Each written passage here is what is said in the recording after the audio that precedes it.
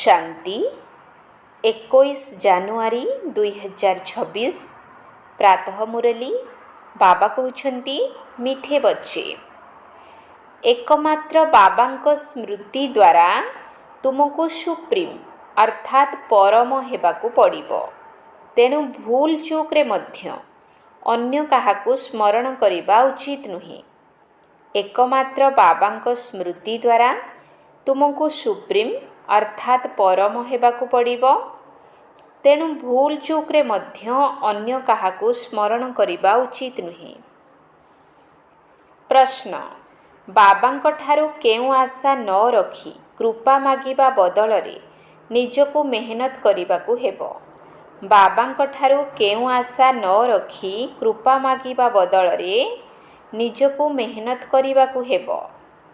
उत्तर जदि पुरुणा शरीरर कौनसी भी कर्मभोग रही देवालिया होई जाइछ किंबा बेमार होई जाइछ तेबे बाबा कहिबे एहा तो तुमर निजर हिसाब किताब। एथिरे आशा रख नाही जे बाबा किछि कृपा करिबे। निजे मेहनत करी जोग बल द्वारा कार्य हासिल कर। जोग द्वारा ही आयुष बढ़िबो, कर्म भोग चुक्त हेबो। बाबा जे कि प्राण ठारू मध्य अधिक प्यारा अटंती, तांक सहित जेते स्नेह रहिबो सेते स्मृति रहिबो एवं कल्याण होई जिवो। ओम शांति। अविनाशी पिता आसी पिला मानकु बुझाउछंती मीठा संतान माने निजको आत्मा निश्चय करी मते मने पकाओ एवं निज घर को मने पकाओ। एहाकु ही सुख एवं शांतिर सर्वोच्च अवस्था कहा जाउछि। टावर बहुत उच्च होई थाए। एबे तुमे माने सेठाकु जीवा पाई पुरुषार्थ करूछ। सर्वोच्च सुखर अवस्था को तुमे माने किपरि जाई परिबो रहुथिबा बाबा ही आसी बताउछंती। कहउछंती पिला माने निजको आत्मा निश्चय कर। आमे आत्मा सेहि शांति धामर निवासी अटु। ताहा हेला अविनाशी पितांकर घर। चालिबा बुलिबा समय मध्य तुम मानकु एही अभ्यास करिबाकु हेबो। निजको आत्मा निश्चय कर और शांति धाम एवं सुख धाम को मने पकाओ। बाबा जानिछंती एही कथारे बहुत मेहनत रहिछि। जेउ माने आत्म अभिमानी होई रहुछंती सेमानकु महावीर कुहा जाउछि। तेबे जोग बल द्वारा ही तुमे माने महावीर एवं सुप्रीम हेउछ। सुप्रीम अर्थात शक्तिवान। संतान मानकु खुशी हेबा दरकार जे स्वर्गर मालिक करुथिबा बाबा, विश्वर मालिक करुथिबा बाबा निजे आमको पाठ पढ़ाउछंती। तेणु बुद्धि बाबांक आड़कु चली जाउछि। एहा हेला एक बाबांक प्रति आत्मार स्नेह। सकाळु सकाळु उठी बाबांक सहित मीठा मीठा कथाबार्ता कर। बाबा आपणकर आम प्रति एहा केते बड़ चमत्कार। आमे स्वप्नरे मध्य भाबी नथिलु कि आपण आम मानकु स्वर्गर मालिक करिवे। बाबा आमे माने निश्चित भावरे आपणकर शिक्षा को ग्रहण करिबु। कौनसी भी पाप कर्म करिबु नाही। बाबा जेपरि पुरुषार्थ करुछंती ताहा पिला मानकु मध्य सुनाउछंती। शिव बाबांकर एते सबु संतान अछंती तेबे तांकर चिंता तो रहिबो ना। बाबांकु संतान मानकर केते दायित्व नेबाकु पडुछि। एठारे तुमे माने ईश्वरीय परिवार रे बसिछ। बाबा मध्य तुम मानक सम्मुखरे बसिछंती। आपणक सहित खाइबी, आपणक सहित बसिबी। तुमे माने जानिछ शिव बाबा ब्रह्मांक शरीर रे प्रवेश करी कहउछंती मधुर संतान माने मते मने पकाओ। निजर देह सहित देहर सबु संबंध को भूली जाओ। एहा तुमर अंतिम जन्म। एही पुरुणा दुनिया पुरुणा शरीरर विनाश हेबाकु जाउछि। कथारे मध्य कुहा जाए निजे मरिगले दुनिया मरिगला। पुरुषार्थ करिबा पाई एही संगम जुगर अल्प समय रहिछि। पिला माने बाबांकु पचारुछंती बाबा एही पाठ पढ़ा आउ केते दिन पर्यंत चलिबो। ବାବା କହୁଛନ୍ତି ଯେ ପର୍ଯ୍ୟନ୍ତ ଦୈବୀ ରାଜଧାନୀର ସ୍ଥାପନା ନ ହୋଇଛି ସେ ପର୍ଯ୍ୟନ୍ତ ମୁଁ ଏହି ଜ୍ଞାନ ଶୁଣାଉଥିବି। ତାପରେ ତୁମେମାନେ ନୂଆ ଦୁନିଆକୁ ଟ୍ରାନ୍ସଫର ହୋଇଯିବ। ଏହା ତ ପୁରୁଣା ଶରୀର ଅଟେ ଯେଉଁଥିରେ କିଛି ନା କିଛି ପୁରୁଣା କର୍ମ ଭୋଗଯୁକ୍ତ ହୋଇ ଚାଲିଛି। ଏଥିପାଇଁ ବାବା ସହଯୋଗ କରିବେ। ଏହିଭଳି ଆଶା ରଖିବା ଉଚିତ ନୁହେଁ। ଦେବାଳିଆ ହୋଇଗଲ, ବେମାର ହୋଇଗଲ, ବାବା କହିବେ ଏସବୁ ତୁମର କର୍ମର ହିସାବ କିତାବ। ବାକି ଏକଥା ନିଶ୍ଚିତ ଯେ ଯୋଗ ବଳ ଦ୍ୱାରା ଆୟୁଷ ବୃଦ୍ଧି ହେବ। ସେଥିପାଇଁ ନିଜକୁ ମେହନତ କରିବାକୁ ପଡ଼ିବ। କୃପା ମାଗିବା ଉଚିତ ନୁହେଁ। ବାବାଙ୍କୁ ଯେତେ ମନେ ପକାଇବ ସେଥିରେ ହିଁ ନିଜର କଲ୍ୟାଣ ହେବ। ତେଣୁ ଯେତେ ଦୂର ସମ୍ଭବ ଯୋଗ ବଳ ଦ୍ୱାରା କାମ ହାସଲ କର। ଗାୟନ ମଧ୍ୟ ରହିଛି ଯେ ମୋତେ ପଲକରେ ଲୁଚାଇ ରଖ। ପ୍ରିୟ ଜିନିଷକୁ ନୟନର ପିତୁଳା ପ୍ରାଣ ପ୍ରିୟ ବୋଲି କହିଥାନ୍ତି ନା। ଏଇ ବାପା ତ ବହୁତ ପ୍ରିୟ ଅଟନ୍ତି କିନ୍ତୁ ଗୁପ୍ତ। ସେଥିପାଇଁ ତାଙ୍କ ପ୍ରତି ଏତେ ସ୍ନେହ ରହିବା ଉଚିତ ଯାହାକି ନ କହିଲେ ଭଲ। ବାବାଙ୍କୁ ତ ତୁମମାନଙ୍କୁ ନୟନର ପଲକରେ ଲୁଚାଇ ରଖିବା ଉଚିତ। ପଲକ ଅର୍ଥାତ୍ ଏହି ଆଖିର ପଲକ ନୁହେଁ। ବାବାଙ୍କୁ ତ ବୁଦ୍ଧିରେ ମନେ ରଖିବାକୁ ହେବ। ପରମ ପ୍ରିୟ ନିରାକାର ଶିବ ବାବା ଆମମାନଙ୍କୁ ପାଠ ପଢ଼ାଉଛନ୍ତି। ସିଏ ଜ୍ଞାନର ସାଗର, ସୁଖର ସାଗର, ସ୍ନେହର ସାଗର ଅଟନ୍ତି। ତେଣୁ ଏହିଭଳି ପରମ ପ୍ରିୟ ବାବାଙ୍କ ସହିତ କେତେ ସ୍ନେହ ରହିବା ଦରକାର। ବାବା ତୁମମାନଙ୍କର କେତେ ନିଷ୍କାମ ସେବା କରୁଛନ୍ତି। ଏହି ପତିତ ଶରୀରରେ ପ୍ରବେଶ କରି ତୁମମାନଙ୍କୁ ହୀରା ସଦୃଶ କରୁଛନ୍ତି। କେତେ ମିଠା ବାବା ଅଟନ୍ତି। ତେଣୁ ତୁମମାନଙ୍କୁ ମଧ୍ୟ ଏହିଭଳି ମିଠା ହେବା ଉଚିତ। କେତେ ନିରହଙ୍କାର ହୋଇ ବାବା ତୁମ ସନ୍ତାନମାନଙ୍କର ସେବା କରୁଛନ୍ତି।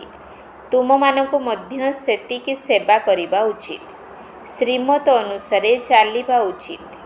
ଯଦି କେଉଁଠି ବି ନିଜର ମତ ଚଲାଇବ ତେବେ ନିଜର ଭାଗ୍ୟରେ ତାଲା ପଡ଼ିଯିବ। ତୁମେ ବ୍ରାହ୍ମଣମାନେ ଈଶ୍ୱରୀୟ ସନ୍ତାନ ଅଟ।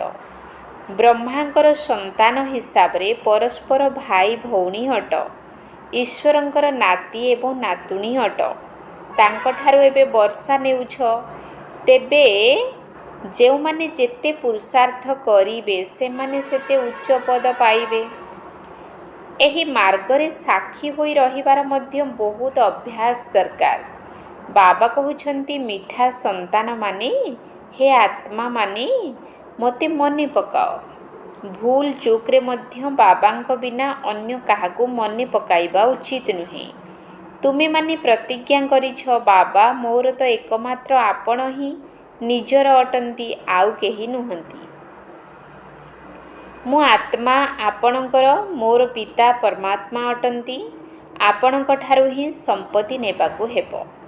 ଆପଣଙ୍କଠାରୁ ହିଁ ରାଜଯୋଗର ଶିକ୍ଷା ନେଉଛୁ, ଯାହାଦ୍ୱାରା ଆମକୁ ସତ୍ୟଯୁଗର ରାଜ୍ୟ ଭାଗ୍ୟ ମିଳୁଛି। ମଧୁର ସନ୍ତାନମାନେ, ତୁମେ ଜାଣିଛ ଏହି ଡ୍ରାମା ଅନାଦି ଅଟେ। ଏଠାରେ ହାରିବା ଏବଂ ବିଜୟୀ ହେବାର ଖେଳ ଚାଲେ। ଏଠାରେ ଯାହା ବି ହେଉଛି ଏକଦମ ସଠିକ୍ ହେଉଛି। ଯେହେତୁ ଡ୍ରାମାର ରଚୟିତାଙ୍କୁ ଏହି ଡ୍ରାମା ପସନ୍ଦ, ତେଣୁ ରଚୟିତାଙ୍କର ସନ୍ତାନମାନଙ୍କୁ ମଧ୍ୟ ଏହି ଡ୍ରାମା ନିଶ୍ଚିତ ପସନ୍ଦ ହେଉଥିବ। ଏହି ଡ୍ରାମାରେ ବାବା ଥରେ ମାତ୍ର ମନ ପ୍ରାଣ ଦେଇ ପିଲାମାନଙ୍କର ସେବା କରିବା ପାଇଁ ଆସୁଛନ୍ତି। ବାବାଙ୍କୁ ତ ସବୁ ସନ୍ତାନ ବହୁତ ପ୍ରିୟ ଅଟନ୍ତି। ତୁମେମାନେ ଜାଣିଛ ସତ୍ୟଯୁଗରେ ମଧ୍ୟ ସମସ୍ତେ ପରସ୍ପରକୁ ବହୁତ ସ୍ନେହ କରିଥାନ୍ତି। ସେଠାରେ ପଶୁମାନଙ୍କ ଭିତରେ ମଧ୍ୟ ବହୁତ ସ୍ନେହ ରହିଥାଏ।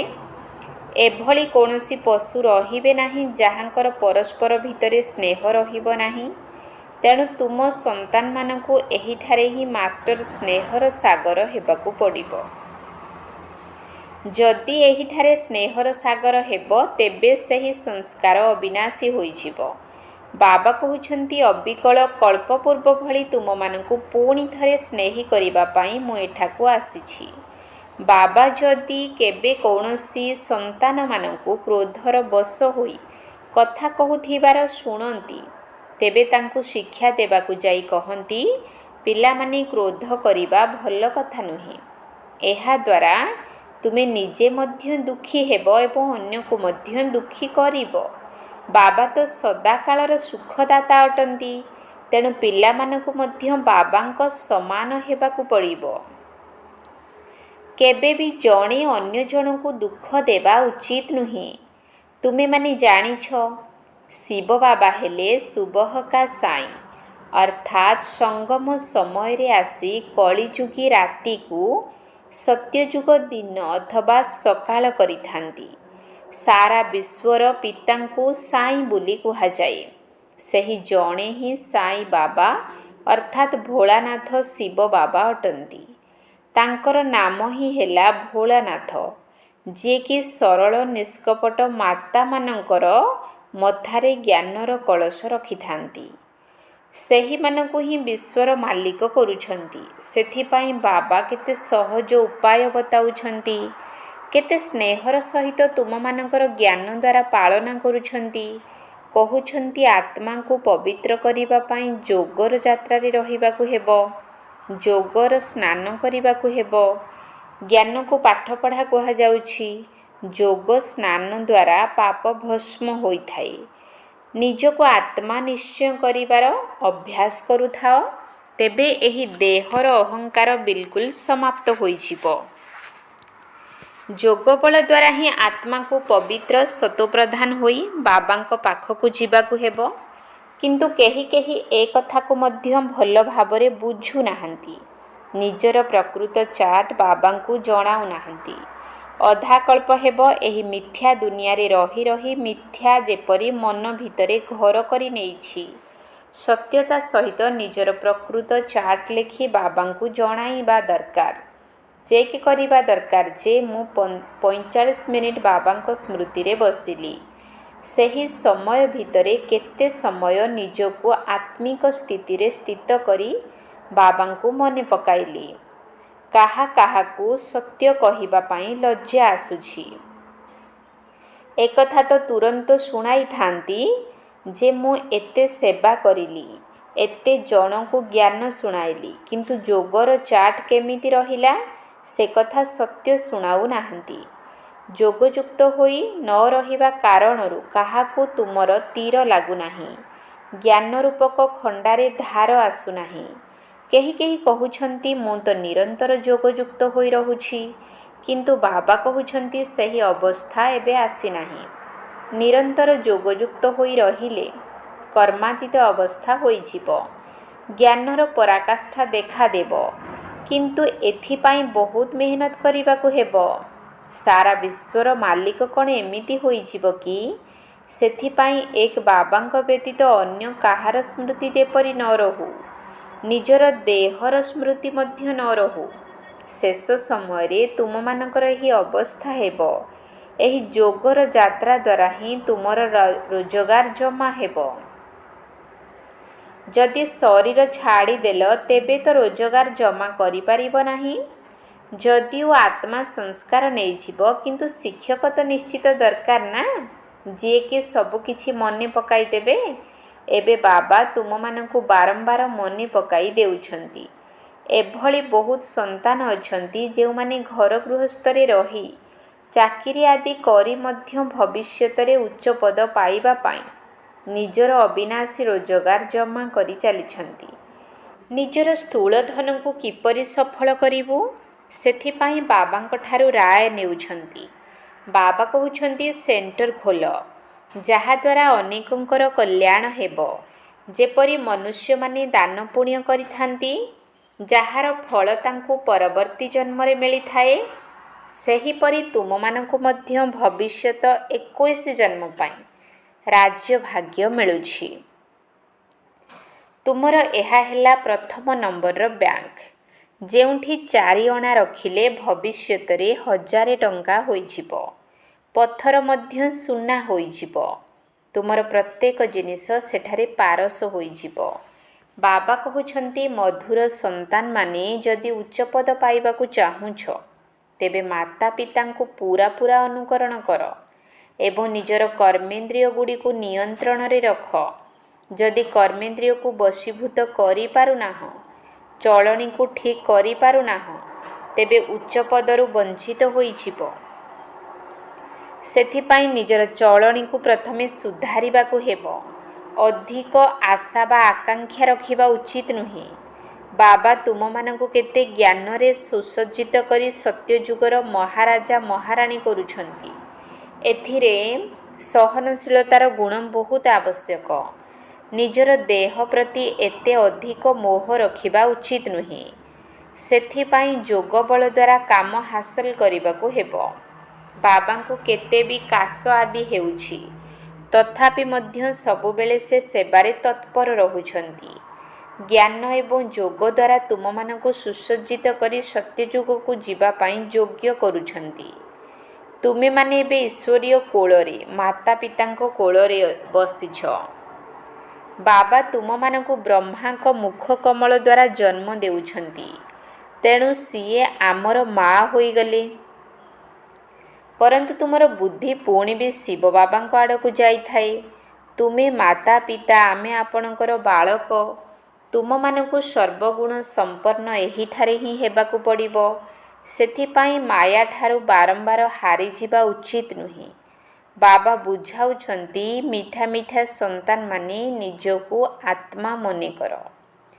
ନିଜକୁ ଏହିଭଳି ବୁଝାଇବାର ଅଭ୍ୟାସ କଲେ ବହୁତ ମିଠା ଲାଗିବ। ଆମେ କ'ଣ ଥିଲୁ, ବର୍ତ୍ତମାନ କ'ଣ ହେବାକୁ ଯାଉଛୁ। ଏହି ଡ୍ରାମା ବହୁତ ଆଶ୍ଚର୍ଯ୍ୟଜନକ ଭାବେ ପ୍ରସ୍ତୁତ ହୋଇଛି, ଯାହାକି ଏବେ ତୁମେ ଜାଣୁଛ। ଯଦି ଏତିକି ମନେ ଅଛି ଯେ ଏହା ହେଉଛି ପୁରୁଷୋତ୍ତମ ସଙ୍ଗମ ଯୁଗ, ତେବେ ବି ନିଶ୍ଚୟ ହୋଇଯାଉଛି କି ଆମକୁ ସତ୍ୟଯୁଗକୁ ଯିବାର ଅଛି। ବର୍ତ୍ତମାନ ସଙ୍ଗମ ଯୁଗରେ ଅଛୁ, ପୁଣି ଯିବାକୁ ହେବ ନିଜର ଘରକୁ। ତେଣୁ ପବିତ୍ର ତ ନିଶ୍ଚିତ ହେବାକୁ ପଡ଼ିବ। ମନ ଭିତରେ ବହୁତ ଖୁସି ରହିବା ଦରକାର। ଓହୋ, ବେହଦ୍ର ପିତା କହୁଛନ୍ତି, ମିଠା ମିଠା ପିଲାମାନେ ବାବାଙ୍କୁ ମନେ ପକାଇଲେ ତୁମେ ସତୋପ୍ରଧାନ ହୋଇଯିବ, ବିଶ୍ୱର ମାଲିକ ହୋଇଯିବ। ବାବା ପିଲାମାନଙ୍କୁ ବହୁତ ସ୍ନେହ କରୁଛନ୍ତି।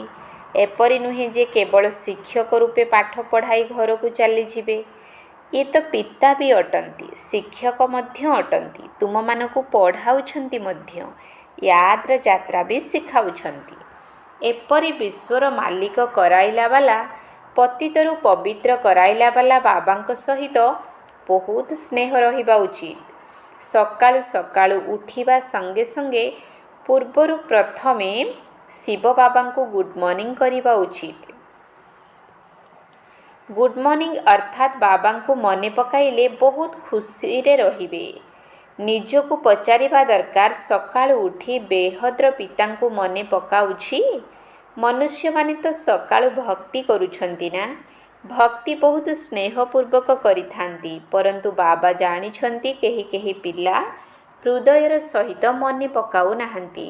ସକାଳୁ ଉଠି ବାବାଙ୍କୁ ଗୁଡ୍ ମର୍ଣ୍ଣିଂ କରିଲେ, ଜ୍ଞାନର ଚିନ୍ତନ ମନ୍ଥନ କଲେ, ଖୁସିର ପାରା ଚଢ଼ିବ। ତାଙ୍କୁ ଗୁଡ୍ ମର୍ଣ୍ଣିଂ ନ କଲେ ପାପର ବୋଝ କିପରି କଟିବ? ମୁଖ୍ୟ ହେଉଛି ଯୋଗ। ସେଥିରେ ତୁମମାନଙ୍କର ଭବିଷ୍ୟତ ପାଇଁ ବହୁତ ବଡ଼ ରୋଜଗାର ହୋଇଥାଏ। କଳ୍ପ କଳ୍ପାନ୍ତର ଏହି ରୋଜଗାର କାମରେ ଆସିବ। ଧୈର୍ଯ୍ୟ ଗମ୍ଭୀରତାର ସହିତ ବାବାଙ୍କୁ ମନେ ପକାଇବାକୁ ହେବ। ମୋଟାମୋଟି ଭାବରେ ପିଲାମାନେ କହିଥାନ୍ତି, ଆମେ ବାବାଙ୍କୁ ବହୁତ ମନେ ପକାଉଛୁ, ପରନ୍ତୁ ଆକ୍ୟୁରେଟ୍ ରୂପେ ମନେ ପକାଇବାରେ ବହୁତ ମେହନତ ରହିଛି। ଯିଏ ବାବାଙ୍କୁ ବହୁତ ମନେ ପକାଇଥାନ୍ତି ତାଙ୍କୁ କରେଣ୍ଟ ଅଧିକ ମିଳିଥାଏ, କାରଣ ୟାଦ୍ରେ ୟାଦ୍ ମିଳିଥାଏ। ଜ୍ଞାନ ଏବଂ ଯୋଗ ଦୁଇଟି ଜିନିଷ ଅଟେ। ଯୋଗର ସବଜେକ୍ଟ ଅଲଗା, ବହୁତ କଡ଼ା ବିଷୟ। ଯୋଗ ଦ୍ୱାରା ହିଁ ଆତ୍ମା ସତୋପ୍ରଧାନ ହୋଇଥାଏ। ଯୋଗ ବ୍ୟତୀତ ଆତ୍ମା ସତୋପ୍ରଧାନ ହେବା ଅସମ୍ଭବ। ଅତି ସ୍ନେହରେ ବାବାଙ୍କୁ ମନେ ପକାଇଲେ ଅଟୋମେଟିକାଲି ଶକ୍ତି ମିଳିବ, ସୁସ୍ଥ ହୋଇଯିବେ। ବାବାଙ୍କ ୟାଦ୍ରେ ଆୟୁ ମଧ୍ୟ ବଢ଼ିଥାଏ। ପିଲାମାନେ ବାବାଙ୍କୁ ମନେ ପକାଇଲେ ବାବା ମଧ୍ୟ ସର୍ଚ୍ଚ ଲାଇଟ୍ ଦେଇଥାନ୍ତି। ବାବା ପିଲାମାନଙ୍କୁ ବହୁତ ଶ୍ରେଷ୍ଠ ସମ୍ପତ୍ତି ଦେଇଥାନ୍ତି। ଆଚ୍ଛା, ମିଠା ମିଠା ଶିକିଲଧେ ନୟନର ନୂର ପିଲାମାନଙ୍କୁ ମାତା ପିତା ବାପଦାଦାଙ୍କର ମଧୁର ସ୍ନେହ ସମ୍ପନ୍ନ ଶୁଭେଚ୍ଛା ଏବଂ ସୁପ୍ରଭାତ। आत्मिक पितांकर आत्मिक संतान मानकु नमस्ते। आत्मिक संतान मानकर आत्मिक बाप दादांकु नमस्ते नमस्ते नमस्ते। सुप्रभात। धारणा पाई मुख्य सार 1 नंबर पॉइंट।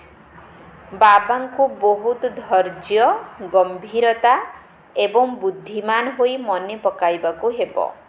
याद एक्यूरेट हेले बाबांक ठारू शक्ति मिलिबो, आयु बढ़िबो, सुस्थ होइजिबो।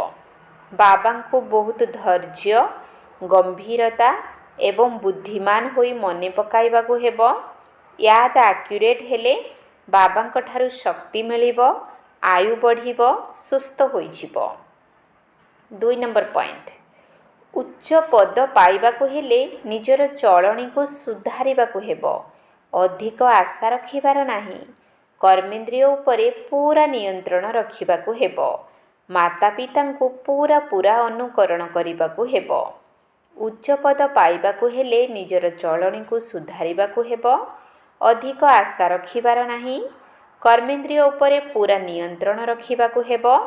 माता पिता को पूरा अनुकरण करिबाकु हेबो। वरदान। फॉलो फादर एवं सी फादर र महामंत्र द्वारा निजर स्थिति को एकरस करुथिबा श्रेष्ठ पुरुषार्थी भव। फॉलो फादर एवं सी फादर र महामंत्र द्वारा निजर स्थिति को एकरस करुथिबा श्रेष्ठ पुरुषार्थी भव। सी फादर अर्थात पिता को देख एवं फॉलो फादर अर्थात पिता को अनुकरण कर। एही मंत्र को सर्वदा सम्मुखरे रखिबा सहित उत्थानर कार्य आग को बढ़ी चल एवं उड़ी चल। केबे भी कौनसी आत्मा को देख नाही, काहींकि ना आत्मा माने समस्ते पुरुषार्थी अटंती। पुरुषार्थी भितरे भल मध्य अछि एवं किछि ना किछि कमी मध्य अछि। केही भी संपन्न नुहंती। सेथिपाई फॉलो फादर ना कि ब्रदर सिस्टर। तेणु जेपरी बाबा एकरस अटंती सेहीपरि तांको अनुकरण करिबा वाला मध्य स्वतः एकरस होइजिबे। स्लोगान। परचिंतनर प्रभावरे न आसी शुभ चिंतन करुथिबा शुभ चिंतक मणि हुओ। परचिंतनर प्रभावरे न आसी शुभ चिंतन करुथिबा शुभ चिंतक मणि हुओ। अव्यक्त इशारा। एही अव्यक्ति मासरे बंधन मुक्त होई जीवन मुक्त स्थितिर अनुभव कर। जेपरि अन्य सबु स्थूल वस्तुगुड़ी को जेबे इच्छा तेबे ग्रहण कर, जेबे इच्छा छाड़ी दियो। सेहीपरि दैहिक चेतना को जेबे इच्छा सेबे त्याग करी देही अभिमानी होई जाओ। एही अभ्यास सेतिकी सरल हेउ जेतिकी कौनसी वस्तु धरिबा एवं छाड़िबा सहज होइथाई। रचयिता जेबे इच्छा सेबे रचनार आधार नेउथिबो एवं जेबे इच्छा सेबे रचनार आधार को छाड़ी पारुथिबो। जेबे इच्छा नियारा होई पारुथिबो एवं जेबे इच्छा प्रिय मध्य होई पारुथिबो। सेतिकी बंधन मुक्त हुओ। ओम शांति।